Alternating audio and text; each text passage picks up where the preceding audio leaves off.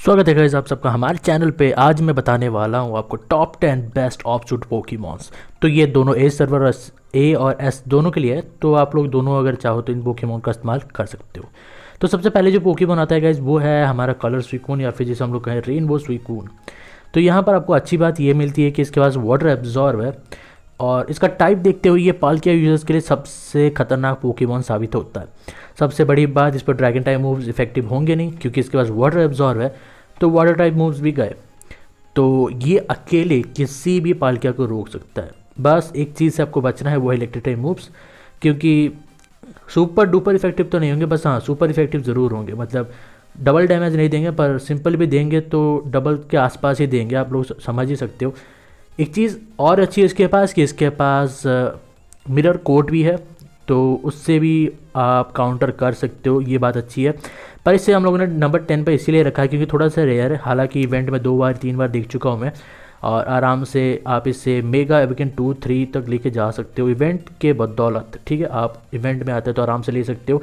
Moves भी अच्छे खासे, ये शेयर कोल्ड भी इस्तेमाल कर सकते हैं। R2 में इसका वाटर करंट है, ए सर्वर और एस दोनों इस्तेमाल कर सकते हैं। और पालकिया यूज़र्स के लिए सबसे अच्छा होता है क्योंकि भाई उनके पास 2 ही मूव्स होते हैं, एक तो वाटर इम्पैक्ट या फिर जो वाटर वॉटेक्स, ये दोनों होते हैं जो R2 मूव्स हैं उनके, ये अब्जॉर्ब कर लेगा, और ड्रैगन टाइम मूव्स तो इस पर काम करेंगे नहीं। तो एक तरीके से देखा जाए तो पालकिया को रोकने का सबसे बेहतरीन पोकेमॉन है।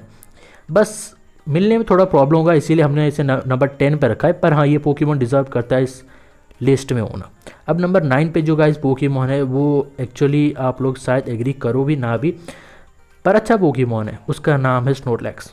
एक्चुअली स्नोरलैक्स रख सकते हो या फिर आप होंडू, इन दोनों को एक स्टेज में मैंने रखा है। तो स्नोरलैक्स इसीलिए क्योंकि ये फिशर ट्राई कर सकता है, ये बाइट भी यूज़ कर सकता है, ये मड स्लैप भी मार सकता है, और इसके पास थिक फैट एबिलिटी भी है। और R2 होने के बाद इसके बाद एबिलिटी भी आ जाता है जिससे सोता नहीं है। डार्क राय यूजर्स को रोक सकता है, पर ए सर्वर वालों के लिए इसके पास ज़्यादा कोई ऑप्शन अच्छे नहीं होंगे। पर आप फिर भी फिशर वगैरह ट्राई कर सकते हो। फिशर तो हर पोकेमॉन के पास होता है, बस डिफेंस इस पोकेमॉन का अच्छा है, और ये 2-3 हिट एक बार में ले सकता है, तो बाइट का अच्छे से आप इस्तेमाल भी कर सकते हो। और सबसे ज़्यादा अच्छी बात रही, इसके पास एक ऐसा भी एबिलिटी है जिसे एक हिट में नॉकआउट नहीं होगा, तो वो रख सकते हो, और काउंटर रख सकते हो, फिजिकल वालों से बचा लेगा। और वही आप होंडूम भी रख सकते हो, पर जब बात आती है ऑफ शूट डिफेंस वाइज तो होंडूम ज़्यादा अच्छा साबित होता नहीं है क्योंकि उसका नॉर्मली डिफेंस बहुत कम होता है। आप लेफ्ट ओवर्स रखो, कुछ भी रखो, पर ऑफ शूट में होंडूम आपको सिर्फ डार्क राय से ही बचा सकता है, नॉर्मल पोकेमॉन से नहीं। आप स्नोरलैक्स रखोगे तो ऑफ शूट में भी बहुत सारे टॉप लेवल प्लेयर्स हैं जिन्होंने स्नोरलैक्स को रखा हुआ है, इसी बदौलत काउंटर और बाइड और फिशर की वजह से। आप मड स्लैप भी से ऐड कर सकते हो थोड़ा ज़्यादा खतरनाक बनाने के लिए। फायर वाले नहीं, सिर्फ हमारा स्टील वाला सबसे ज़्यादा अच्छा स्टील वाला ही है। अब नंबर 8 में जो पोकेमॉन आता है वो ड्राउडॉन है। अब ये पोकेमॉन फायर में भी टॉप था, हार्ड सूट में भी टॉप था, और यहाँ भी टॉप 10 में है। सबसे अच्छी बात एक ही है, डेजर्ट लैंड। मैक्सिमम प्लेयर्स जो होते हैं गेम में वाटर टाइप मूव इस्तेमाल करते हैं, और उन सबको रोक देता है ये पोकेमॉन। अगर आप इसे स्पीड टीम में लेना चाहते हो तो रॉक पॉलिश स्वर्ड डांस खेल खत्म कर देगा। अगर डिफेंस टीम में रखना चाहते हो तो बल्क अप रेस्ट खेल खत्म कर देगा। मूव्स जो आप चाहो दे सकते हो, पर अपने सूट के हिसाब से, अगर ऑफ सूट भी देख रहे हो अपने टाइप के हिसाब से लेना तो ज़्यादा अच्छा रहेगा। अगर आप स्पीड वाले हो तो रॉक पॉलिश डालना, अगर आप डिफेंसिव हो तो बल्क अप। अच्छा पोकेमॉन है, अच्छे एबिलिटीज़ भी हैं, तो डिस्ट्रक्टिव है थोड़ा सा। तो अगर आप लोग ए सर्वर से हो तो आप लोग यहाँ पर ड्राउट रख सकते हो। अगर आप एस सर्वर से हो तो डेजोलेट लैंड। ड्राउट और डेजोलेट लैंड में बस एक ही फ़र्क है कि यहाँ पर total water type moves nullify हो जाते हैं, और वहाँ पर ड्राउट में मूव्स काम करते हैं पर उनके पावर बहुत ज़्यादा कम हो जाता है। ठीक है, और ड्राउट सिर्फ 4 टर्न्स तक रहता है, और जहाँ की डेजर्ट लैंड जब तक आपका पोकेमॉन ज़मीन पे है या फिर बैटल में है तब तक रहता है। तो ये आप इनमें से 2 में से जो भी रखना चाहते हो रख सकते हो। अगर आप ए सर्वर से हो तो ड्राउट ही रखना, अगर आप एस सर्वर से हो तो डेजर्ट लैंड। R2 बनाने के बाद, पर मेगा में ड्राउट भी बहुत ज़्यादा अच्छा होता है। अब नंबर 7 पे जो है हमारे टीम का एक पोकेमॉन है, उसका नाम है स्वॉम्पर्ड। स्वॉम्पर्ड एक ओवरऑल सबसे बेहतरीन पोकेमॉन में से एक है। हालांकि इसका सिर्फ एक ही वीकनेस है जो ग्रास टाइप है, पर उसके अगेंस्ट ये 4 गुना ज़्यादा कमज़ोर है। मतलब एक सिंपल एनर्जी बॉल भी आपको अधमरा करके छोड़ सकता है। पर हाँ, गेम में बहुत कम ऐसे प्लेयर्स होते हैं जो ग्रास टाइप मूव्स का इस्तेमाल करते हैं, तो इसका फ़ायदा आप उठा सकते हो। सबसे अच्छी बात इसके बाद इन्फेस्टेशन है या फिर वॉल पूल लगा सकते हो, पर मैं आपको रिकमेंड करूँगा इन्फेस्टेशन पर। और उसके बाद काउंटर, रेस्ट, फिशर स्लैश या फिर अर्थक्वेक। ए सर्वर या फिर एस सर्वर जो भी आप लोग वहाँ पर रख सकते हो।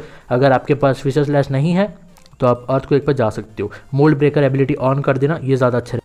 ठीक है, तो अभी हम लोग बात करते हैं गाइस स्वॉर्म की। और भी कोई अगर आप कुछ और ऑप्शन देना चाहते हो टॉक्सिक डाल सकते हो, वो भी अगर आप नहीं रखना चाहते हो और सिंपली किलिंग टाइप बनाना चाहते हो तो स्लीप टॉक रख सकते हो, जैसे हम लोगों ने पहले रखा हुआ था। मतलब जब गेम में मोड ब्रेकर नहीं था तब हम ये फॉलो करते थे, rest, earthquake, sleep talk, waterfall.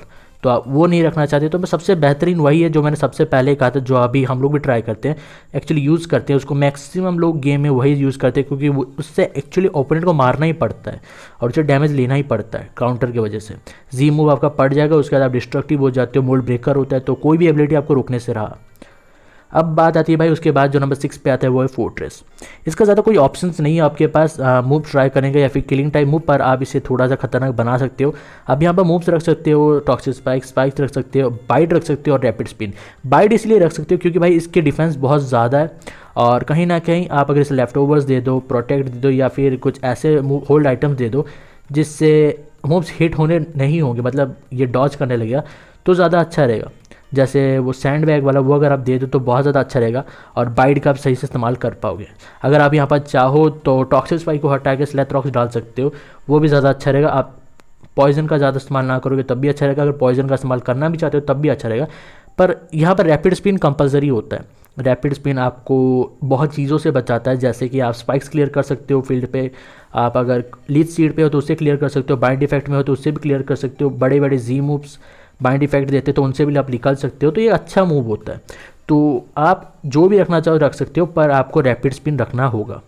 अब नंबर 5 पे जो पोकेमॉन आता है वो थोड़ा सा अच्छा ही है, मतलब नॉर्मली बहुत ज़्यादा अच्छा है, पर थोड़ा सा यहाँ पर एक प्रॉब्लम होगा जो मैं आपको बाद में बताऊँगा। विनोसॉर। अब देखो विनोसॉर के पास अच्छे खासे मूव्स होते हैं और एबिलिटी भी अच्छी खासी होती है। इसके पास स्वीट वाइल एबिलिटी है जिससे ये सोता नहीं है, पर प्रॉब्लम ये है कि एबिलिटी ये कहता है कि वो नहीं सोएगा, पोकेमॉन नहीं सोएगा, उसके साथ साथ पूरा टीम नहीं सोएगा, पर सिर्फ आपके पोकेमॉन के लिए ही काम करता है। पर जो भी हो डार्कराई को रोकने के लिए काफ़ी होता है। ऊपर से इस पोकेमॉन के पास मूव्स भी बहुत सारे अच्छे अच्छे होते हैं, जैसे लीड सीड दे सकते हो आप, स्लीप पाउडर दे सकते हो आप, पॉइजन पाउडर दे सकते हो और सिंथेसिस है, बहुत सारे मूव्स हैं, मतलब ऑप्शन ही ऑप्शन है आपके पास। आप यहाँ पर काउंटर भी लगा सकते हो, मिस्टेरियन भी इस्तेमाल कर सकते हो। 4 टर्न्स के लिए कोई भी स्टेटस कंडीशन ज़मीन पर रहने वाले पोकेमॉन पर नहीं काबू होंगे, मतलब काम नहीं करेंगे। तो आप तो बचोगे 4 टर्न्स के लिए आप अपने टीम के पोकेमॉन्स को भी बचा पाओगे। एक चीज़ यहाँ पर मेरे को ये बुरी लगी कि ये ग्रास टाइप पोकेमॉन होने के बावजूद, ग्रास और टॉक्सिक होने के बावजूद ये अरोमा थेरेपी इस्तेमाल नहीं कर सकता। अगर वो कर पाता तो बहुत ज़्यादा अच्छा होता है। ये बुलडोज इस्तेमाल कर सकता है, रॉक टूम भी इस्तेमाल कर सकता है। एक चीज़ ख़राब है कि गेंगार के हत्थे ये चढ़ गया तो ये मर गया, यही सबसे बुरी बात है, नहीं तो बाकी सब बहुत सही है। अब नंबर 4 पे जो पोकेमॉन आता है वो गाइज अभी हमने उसका नाम बताया गेंगार। अब भाई गेंगार में बहुत सारे खूबियाँ भी होती हैं और अच्छी बात ये होती है ये बहुत ज़्यादा तेज़ होता है नेचुरली। तो एज मैं बहुत ज़्यादा स्लो हूँ, पर मेरा नॉर्मल गेंगार का स्पीड 14K के आसपास है। आप इसे स्पीड होल्ड आइटम भी दे सकते हो, आप इसे थोड़ा डिफेंसिव भी बना सकते हो लेफ्ट ओवर्स दे के, पर मैं आपको कहूँगा इसके लिए सबसे ज़्यादा ज़रूरी स्पीड ही होता है, तो आप स्पीड पर रहना। ठीक है, मूव सेट आप यहाँ पर टॉन्ट ज़रूरी होता है, कंपलसरी होता है टॉन्ट। ठीक है, टॉन्ट रेस्ट ये कंपलसरी होता है क्योंकि ये ऑफसेट होने के बाद थोड़ा डिफेंस इसका लो होता है, तो 1-2 हिट काफ़ी होता है इसको अधमरा करने के लिए। आप यहाँ पर टॉन्ट रख सकते हो, रेस्ट रख सकते हो और नॉक ऑफ फुल विश जो मैं यूज़ करता हूँ ये इसीलिए करते हैं ताकि अगर फिजिकल अटैक टाइप पोकेमॉन है तो उसके अटैक कम हो जाते हैं वुल विश वगैरह से, और नॉक ऑफ बहुत ज़्यादा ज़रूरी होता है होल्ड आइटम्स ख़राब करने के लिए। अगर आप लोग चाहो तो विल विश के जगह आप कर्स भी डाल सकते हो, कर्स अच्छा डैमेज देगा टर्न बाय टर्न, पर यहाँ पर एक ये होता है कि आपका भी आधा डैमेज एकदम से कम हो जाएगा, तो ये कभी कभार अच्छा होता है कभी कभार नहीं होता। तो मैं आपको रेकमेंड यही करूँगा कि विल विश पे रहना ज़्यादा अच्छा रहेगा। पर कुछ पोकेमॉन्स ऐसे होते हैं जिन पर बर्न इफेक्ट काम नहीं करते और उनके लिए आपको कर्स चाहिए होगा, पर इसका जी मूव में आपको टॉक्सिक इफेक्ट दिखेगा, तो ये आपको यहाँ पर अच्छा परफॉर्म करके दिखा भी सकता है। अच्छा पोकेमॉन भी आप लोग इस्तेमाल भी करते हैं और सबसे अच्छी बात ये वाइल्ड में भी है, तो आराम से आप पकड़ के R2 R7 कुछ भी कर सकते हो। ए सर्वर से हो तब भी आपके पास अच्छा ऑप्शन है। एबिलिटी आपको शैडो टैग देनी है, ठीक है। पर इसके पास बहुत ही अच्छा एबिलिटी एक और है, उसका नाम है levitate. Ground type moves effective नहीं होंगे, अदर देन मोल्ड ब्रेकर वाले आपको कोई नहीं ग्राउंड टाइप मूव से हिट कोई नहीं कर सकता, ठीक है। बस एक चीज़ से आपको बचना होगा, वो होगा थाउजेंड्स एरो या फिर स्मैकडाउन मूव से।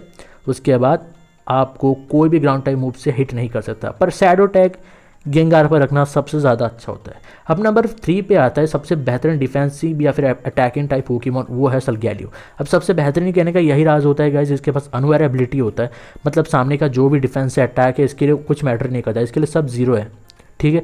अनवेयर एबिलिटी इस पोकेमॉन की खासियत होती है, और यहाँ पर अगर आप चाहो तो इसे अटैक टाइप बना सकते हो, डिफेंसिव भी रख सकते हो। डिफेंसिव रखो तो लाइट स्क्रीन वगैरह रखना ज़्यादा अच्छा रहेगा, स्टाइलिंग मत करना। रिफ्लेक्ट रख देना, लाइट स्क्रीन रख देना, रोर, मॉर्निंग सन सबसे ज़्यादा अच्छा रहेगा, पर यहाँ पर आपका एक टॉन्ट खेल खत्म कर देगा। पर अगर आप अटैकिंग रखना चाहते हो तो bulk up, earthquake, rock tomb, morning sun या फिर रेस्ट, ठीक है। इस पोकेमॉन को एक्चुअली हमें बहुत ज़्यादा नीचे रखना चाहिए था, गेंगार के नीचे, पर हाल ही में जो सलगैलियो ऐड हुआ है वाटर वाला, वो सबसे बेहतरीन है। अगर उसके पास भी अनवेयर एबिलिटी होता है तो भाई मेरे हिसाब से टॉप पे होना चाहिए था, पर मेरे को अभी तक नहीं पता उसके पास अनवेयर है या नहीं, तो इसीलिए हम लोगों ने इसे टॉप 3 में ही रखा है। अब वाटर वाला जो है उसके पास वाटर इम्पैक्ट R2 मूव है, जो सेम टू सेम पाल्किया वाई के पास है। एक ऐसा मूव जिसका पावर 140 हो और 50% चांसेस है आपके अटैक एक स्टेज इंक्रीज हो जाए, वो बहुत ज़्यादा अच्छा होता है। तो नॉर्मली मूव में आपको यही करूँगा, R2 मूव रखना, और सनसेल स्ट्राइक जो अच्छा खासा पावर होल्ड करता है, और डस्ट स्लीप टॉक, इससे ये थोड़ा सा डिस्ट्रक्टिव भी हो जाएगा।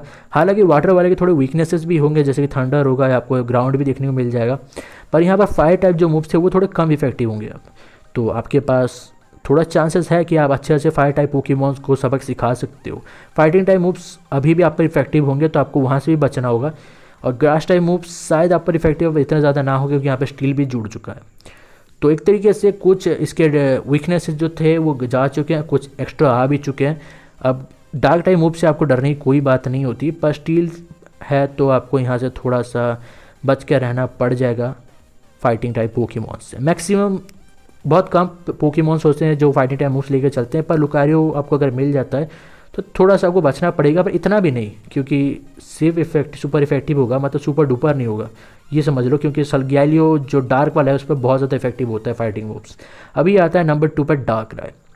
एक ही काम है भाई, स्लीप, इसीलिए ये नंबर 2 पे। कोई भी सूट हो अगर डार्क राय होता है तो वो अपना काम करके जाता है, ओपोनेंट का पोकेमॉन सुला जाता है। अब इसीलिए इसको इस्तेमाल किया जाता है। Taunt, dark void, nightmare, infestation काफ़ी होता है, ठीक है। अगर आपको यहाँ पर थोड़ा सा हेर फेर करना है तो आप नाइटमेयर को हटा के स्टिकी वेव डाल सकते हो, जो मैक्सिमम लोग वही करते हैं। स्टिकी वेव ओपोनेंट के पूरे टीम को स्लो कर देता है एक स्टेज पर। अगर आपके पास रैपिड स्पिन हो या फिर डिफॉग हो तो आप उस फील्ड इफेक्ट को क्लियर कर सकते हो, और इससे कोई इम्यून नहीं होता। हर कोई स्पीड, सब पोकेमॉन का स्पीड स्लो ही होते हैं, बस फ्लाइंग और लेविटेट पोकेमॉन्स इम्यून होते हैं, ठीक है। अगर या फिर आप अपने पोकेमॉन को मैग्नेटाइज देते हो तो वो इम्यून हो जाता है, उसका स्पीड नॉर्मल हो जाता है। पर आपको अच्छी बात यहाँ पर डार्क राय की ये लगे कि अगर आप इसे चाहो तो विलो विश भी दे सकते हो, अगर आपका स्लो है तो इसे स्पीड इंक्रीज़ कर सकते हो, जो ये फायर टाइम मूव दिखाता है आपको। ये आपका हर एक टर्न स्पीड एक स्टेज इंक्रीज़ करता है, पर इतना मौका नहीं मिलता क्योंकि डार्क राय का HP ऐसे ही कम होता है, और ये तो भाई ऑफ शूट होगा, तो एक हिट काफ़ी होगा आपको मारने के लिए। पर मैं आपको रेकमेंड करूँगा, अगर आपके गेम्स में कोई ऐसा पोकेमॉन होगा जिसका हमेशा मूव पहले जाता हो तो इसको बचा लेना, नहीं तो ये बच नहीं पाएगा। तो बहुत सारे दूसरे डार्कराइज हैं, पर एक्स ही सबसे ज़्यादा अच्छा रहेगा जब आप ऑफ शूट में जा रहे हो। दूसरे पर मत जाना, कोई होल्ड अप नहीं कर पाएगा other than x. Speed hold item आपको मिल जाएगा यहाँ पर, तो ज़्यादा स्पीड के लिए प्रॉब्लम होगी नहीं। अब नंबर 1 पे जो है वो तो हार्ड शूट में टॉप पे आ रहा था, तो उसका नाम है मोबाइल। अब ह्यूज पावर है और वाइल्ड में 2 प्लेसेस में अवेलेबल है, तो आराम से कोई भी इसे बना सकता है। मेगा के बाद आपको ह्यूज पावर एबिलिटी अनलॉक हो जाता है, और डिस्ट्रक्टिव पोकेमॉन है, ह्यूज पावर है, प्लेयर ऑफ है, डिस्ट्रक्टिव है बहुत ज़्यादा। एक और बहुत अच्छी बात इस पोकेमॉन की ये है कि इसके पास बहुत सारे मूव्स होते हैं। फाइटिंग टाइप्स होते हैं, डार्क टाइप होता है, इलेक्ट्रिक टाइप होता है, आइस टाइप होता है, बहुत सारे मूव्स होते हैं। और फिलहाल ह्यूज पावर के साथ सारे फिजिकल मूव्स बहुत ज़्यादा अच्छे बैठते हैं। आप नॉर्मली मूव सेट रख सकते हो, स्वॉर्ड डांस रख सकते हो, प्लेयर ऑफ रख सकते हो, रेस्ट स्लीप टॉक डार्क राय किलर्स के लिए, या फिर आप प्लेयर ऑफ रख दो, स्वॉर्ड डांस रख दो, ब्रिक ब्रेक रख दो, आयरन हेड रख दो, ताकि ओवरऑल सारे पोकेमॉन्स को ख़त्म कर पाए। डिफेंस बहुत ज़्यादा अच्छा होता है, अटैक्स भी अच्छा ही होता है, पर अटैक इतना अच्छा नहीं होता एसएस पर ह्यूज पावर एबिलिटी उसे बहुत ज़्यादा अच्छा बना देता है। R2 आप इजीली बना सकते हो, R7 तक लेके जा सकते हो, ज़्यादा प्रॉब्लम नहीं होगी, बस कुछ महीनों की झंझट होगी, नहीं तो आराम से बहुत जल्दी बन जाता है। बहुत सारे ऐसे प्लेयर्स हैं जिन लोगों ने इससे ऑफ शूट भी अपनी टीम में डाला हुआ है, और R7 के बाद ये उनके टीम का सबसे बेहतरीन पोकेमॉन साबित होता है। हालांकि ऑफ शूट होता है फिर भी तो बनता है भाई, इसको टीम में रखना बनता है। ऐसा कोई पोकेमॉन नहीं है जो इसको इतनी आसानी से झेल ले अदर देन डियाल्गा जेड। उससे भी आप लोग रोक सकते हो, वो है ब्रिक ब्रिक के साथ। लेजेंडरी मूव है, बहुत ज़्यादा कम मिलता है, पर जिस दिन मिल जाएगा खेल खत्म कर देगा। तो गाइस, आपको वीडियो अच्छी लगी और मिलते हैं आपसे नेक्स्ट वीडियो में।